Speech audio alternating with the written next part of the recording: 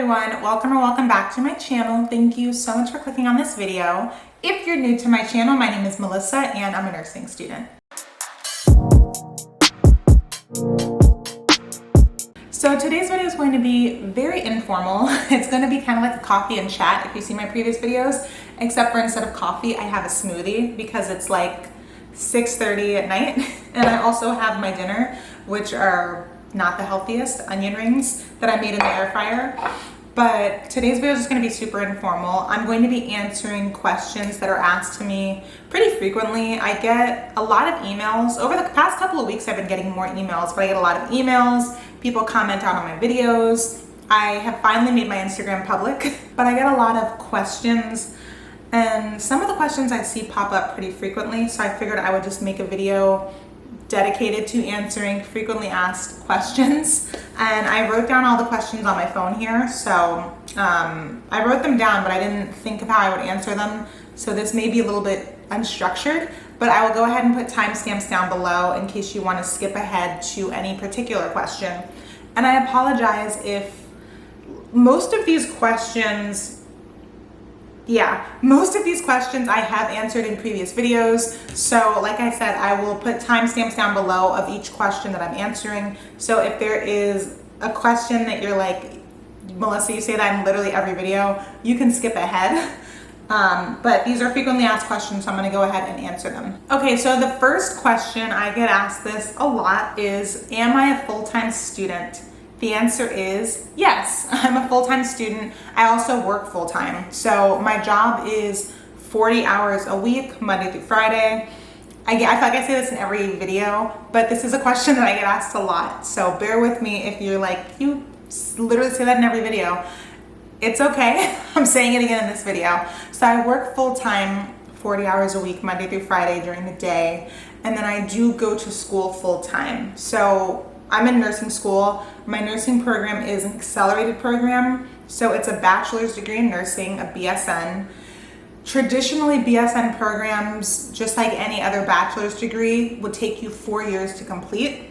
My program is accelerated, and so the structure of my program is that instead of taking 4 years to complete, students in the program finish in 3 years. So it's a 4-year program sped up or condensed into 3 years, and I am a full-time student. Okay, so the next question is, how many classes do I take a semester? So this kind of feeds into the last answer that I just gave, in the sense that I don't have typical semesters. So a standard semester for I think like high school and then post high school, so college, whether you are in a university or in a college, like a 2-year college, like a community college, standard semester is 16 weeks. Some people say it's 10 weeks, some people say it's 12. A standard semester in the United States is 16 weeks.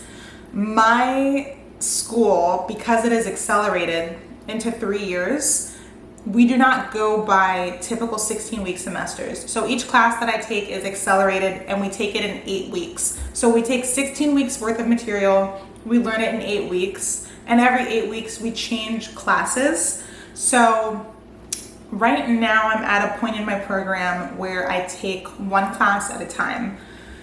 So if you spread that out, if I'm taking one class every, like I'm making this a math lesson, if I'm taking one class every 8 weeks, of course, over a 16-week period, I'm only taking 2 classes. My classes right now are worth 4 credits. So I'm taking 2 classes a semester, or if you want to go by credits, I'm taking 8 credits a semester. Now, I know that I just said that I'm a full-time student, and that does not sound like full-time. It is considered full-time still because of the structure of my program.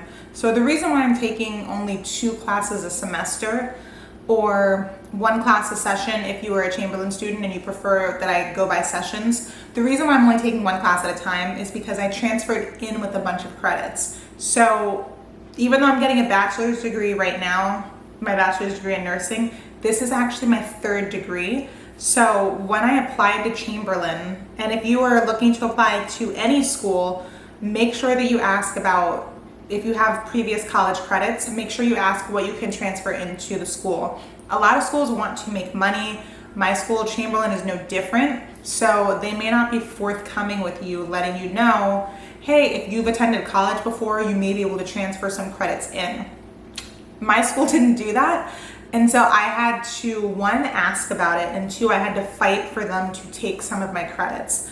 So I transferred into my school with, I believe, 33 credits from my previous degrees. So those 33 credits that I transferred in with, I don't have to take them at Chamberlain. So all of my classmates, or a lot of my classmates right now, they're taking at least 2 other classes. I think some may be taking 3 at a time, which would equate to between 4 to 6 classes a semester for those of you guys that go into semesters.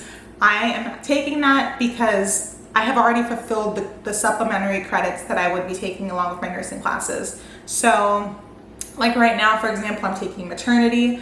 I think I would also be taking a course called evidence-based practice, which is a 3-credit class. So I would be taking 2 classes right now, but I transferred in with the equivalent of that credit, so I do not need to take that at Chamberlain. Okay, so the next question is, what time do my classes end? I don't know why I wrote that. People do ask me what time my classes end. The question that I usually get is, what time do my classes start? So I go to Chamberlain University. Some campuses, because Chamberlain has campuses throughout the nation, they have different locations.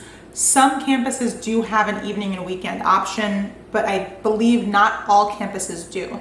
So I'm very fortunate. The campus that I attend does have an evening and weekend option that allows me to work full-time during the day. So people often ask me, when do my classes start? So my classes always start at 6 p.m.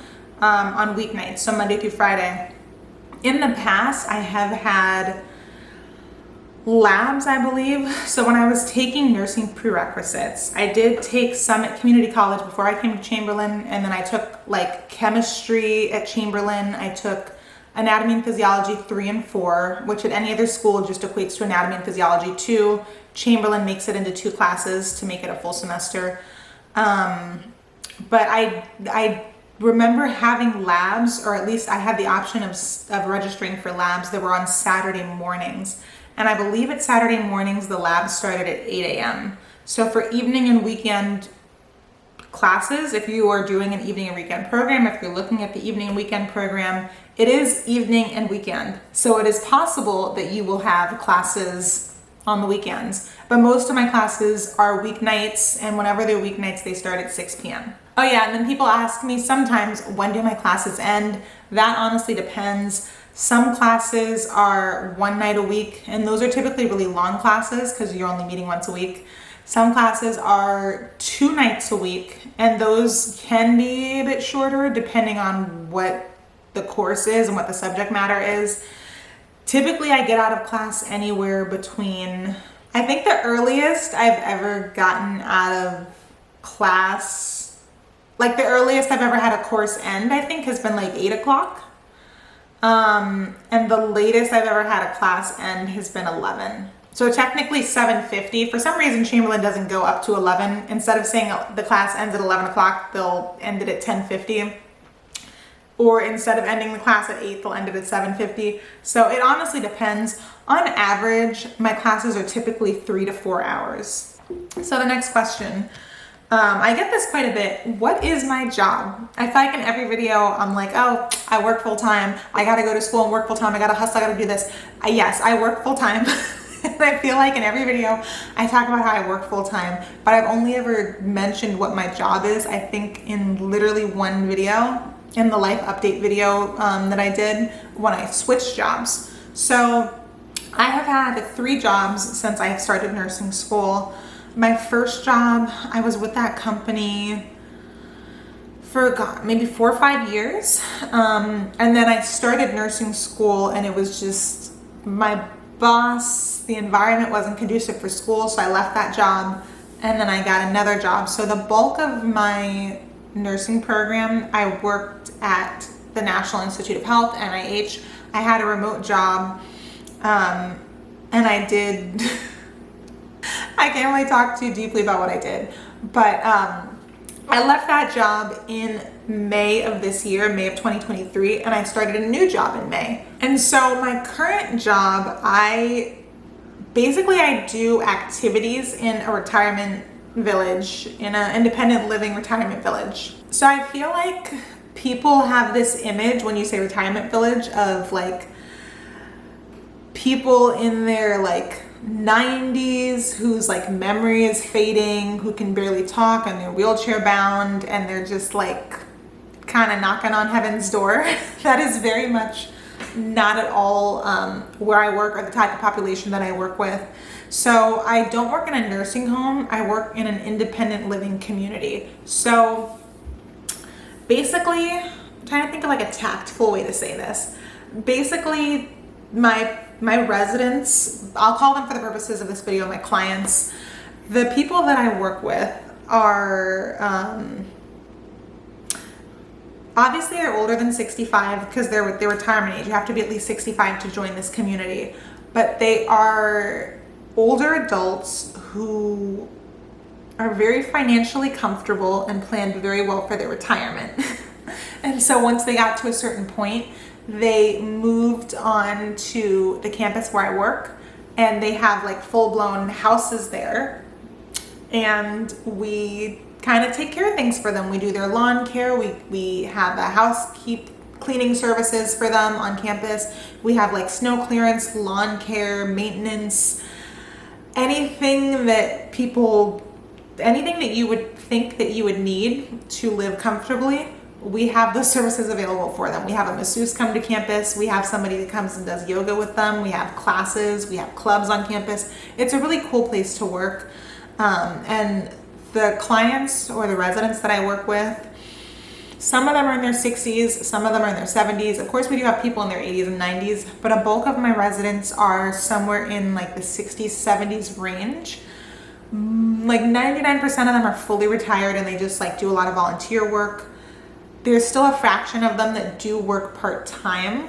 My community is they're very financially comfortable.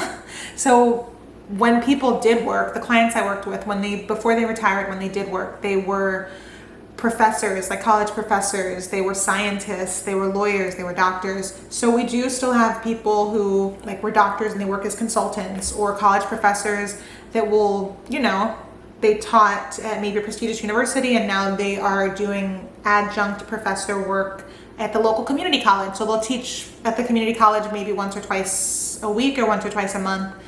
But I do activities with them. So like I mentioned, they have clubs. We go on trips. They'd like to do anything that you and I like to do. They're just like us, except a little bit older and with a fair amount of money. So what I do for them is pretty much, since they are all very mentally with it, physically able, they kind of have these groups, these clubs, these committees, and so I meet with them and they kind of tell me what their hobbies are and what they like to do, and I make it happen. So if they want to go to DC and see a new exhibit at a museum, I will schedule that. I will arrange the transportation. I will get a private tour for them. I will take care of everything, and all they have to do is just show up and I take care of the rest. If they want to go see a show at the Kennedy Center, if they want to go see a play, if they want to see a musical, pretty much any trip that they want to go on, I schedule it, I book it, I make it happen. If they want to do an activity on campus, if they want to have like a little party, I'll get catering. Anything that they want to do for fun, they let me know and I make it happen, and that is essentially my job. And I will say, so my first degree is in communications and marketing. This job is 100% communications and marketing. There's no healthcare involved in it. My last two jobs were healthcare administration, and my master's degree, my second degree, that is healthcare administration. So it's kind of fun for me to go back to my roots and do communications and marketing. It's a lot of event planning, a lot of networking, but it's me building relationships, maintaining relationships, event planning, scheduling, booking, coordination, organizing, and then on top of that, there's also administrative tasks that I have to do. But a lot of my job is really fun. I'm very blessed to have my job. I really like my job a lot. So the next question is, how long and how often do I study? So to be completely transparent with you guys, I study when, where, however I can. And it also depends on what you consider studying. So when I'm in the car, I will listen to recorded lectures. I classify that as studying. Some people may classify it as reviewing. I consider it one and the same. If I have a free moment and I'm on my phone, I will go on YouTube and I will search different topics that we're going over in class, and I will watch short 5-10 minute videos of that. I also consider that studying. And then on the weekends, sometimes I will wake up, I'll go to the library and I'll stay at the library for 6 hours straight. So I don't really have a dedicated study routine. I know a lot of people on YouTube talk about their dedicated study routine. I think for me it's harder because I have more than just school to focus on. So since I work full time, I know that my life really should be centered around school, but because of my life and my schedule, I really have to find ways to fit school in. And I know a lot of you guys watching my videos, especially those of you guys with kids, are the same way. For a lot of us, it's just not realistic to have school and then our life is structured around that. For most of us, it's the opposite. We have our lives and then we have to squeeze school in. So on average, I've done the math and I probably spend about 15 to 16 hours, including like studying, reviewing, watching videos, and doing homework. So I spend like 15 to 16 hours outside of the classroom focused on nursing school. And every week is different. Some weeks I do every day, other weeks I'll do twice a week. And then if I have an exam, of course, I study a lot more than maybe the first or second week of school. The next question I get kind of ties into the last one because I was just talking about fitting school around life. So a lot of people ask me how I'm able to juggle like my personal life, or just kind of how I'm able to juggle everything, how I'm able to juggle school and working full time, how I'm able to juggle school and my marriage, how I'm able to still go out and have fun with my friends. So if you've seen my previous videos, like I have to go out, I have to see my friends, I have to, like if I don't, I just go crazy and I need to, like for my sanity, I just kind of have to. So when it comes to juggling, to be completely honest, I cancel plans a lot. I try to make it to the important stuff. Like if it's somebody's birthday or if it's a wedding, I'll try to go to that. But like if it's happy hour or just my girlfriends are hanging out, if I'm able to go, I do. But to be honest, like last week I had plans, I had to cancel them the day of just because I had to study. I had a lot of things to catch up on. So when it comes to juggling, I would just say you have to know what is most important and what's priority. And that always comes first no matter what. So like for me, that's my husband and my family, and then school is after that. So anything that is not my husband or my family, if it competes with school, school has to win. If my husband and school are competing, my husband's gonna win. Okay, so another question I get a lot of, mostly in my emails, is how do I stay motivated when it comes to school? So for me, obviously everybody has different motivating factors. I know for those of you guys that have kids, that is your biggest motivation. For me, whenever I start feeling discouraged, I just think of when I graduate, what my life is gonna be like. So like right now I work between 92 hours, like between 85 to 90 something hours a week. And so I think about the fact that this is temporary. Once I graduate, I will only have to work less than 40 hours, because if you're a bedside nurse, unless you're, working overtime, you're gonna be working 30 something hours a week. So literally my work week is going to be cut more than in half, and I'm going to be making significantly more money than I am now while working less hours. So anytime that I start feeling discouraged, I just think of my end goal, why I'm doing what I'm doing, and more specifically, I picture what my life is going to look like once I graduate. Like I'll actually have time to sleep, I'll have time to work out, I'll have time to see my friends without having to cancel plans. And so anytime I feel discouraged, I just focused on that, and that is what helps just keep me motivated. So a question that I get asked a lot, especially by prospective nursing students or people that are looking to enter nursing school and they haven't started nursing school yet, is what is the hardest part of nursing school? For me, I would just say time management. Like everybody is different. So what I consider to be hard, you may not consider to be hard. to be completely honest, and I don't want to sound, you know, full of myself, I don't think nursing school itself is hard, but trying to juggle nursing school while working full-time and having other things going on, that has been the hardest part of it for me. So honestly, it's just been time management and finding time to study and finding time to do my work on time. Okay, and the final question that I have is, what advice do I have for future nursing students? So a lot of the emails that I get actually are people asking me what advice I have for certain classes. So like if I film a video talking about a class I just took, I get a lot of emails about people asking me like, what's my top advice for how to be successful in this class or that class. And then I get a lot of emails from people that are looking into nursing schools and they just want to know just any advice that I have to give. I have not graduated yet, and so I'm not a nurse yet. And so I feel like I can give you advice from my personal experience, but I'm still very much in it the same way that you guys are in it. But my biggest advice would just be, don't procrastinate. Literally anybody that asks me that, whether it's via email or whether it's in the comments of my videos, like what advice do I have to be successful? My biggest advice in nursing school is don't procrastinate, because it's not a major where you can kind of slack off for the entire semester and then pull an all-nighter and pass the final and pass the class. I always say this, every class kind of builds off of the last class in nursing school. So if you don't understand pharmacology, for example, pathophysiology may be difficult for you, or vice versa. And then in addition to each class building off of the last class in nursing school, I kid you not, each week builds off of the last week. So if you were in a class and you get behind a week or two, you kind of have to go back and grasp the concepts of the week or two that you were slacking off before you're even able to understand what your professor is currently teaching you. So the best thing that you can do for yourself is to just avoid all of that and to just stay on top of your work. If you have the luxury of being able to work ahead, if you have extra time, I would always advise to even work ahead if you can. That way, if there are any concepts you know that you don't fully grasp, you can pay extra attention to that in lectures. Okay, and that is it for my frequently asked questions. I know that I have addressed some of these in previous videos, but now here's a central location for all of the answers to these questions. If you have any additional questions, please feel free to comment down below.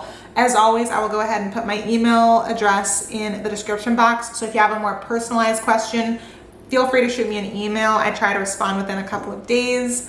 Thank you guys so much for watching, and I will see you in my next video.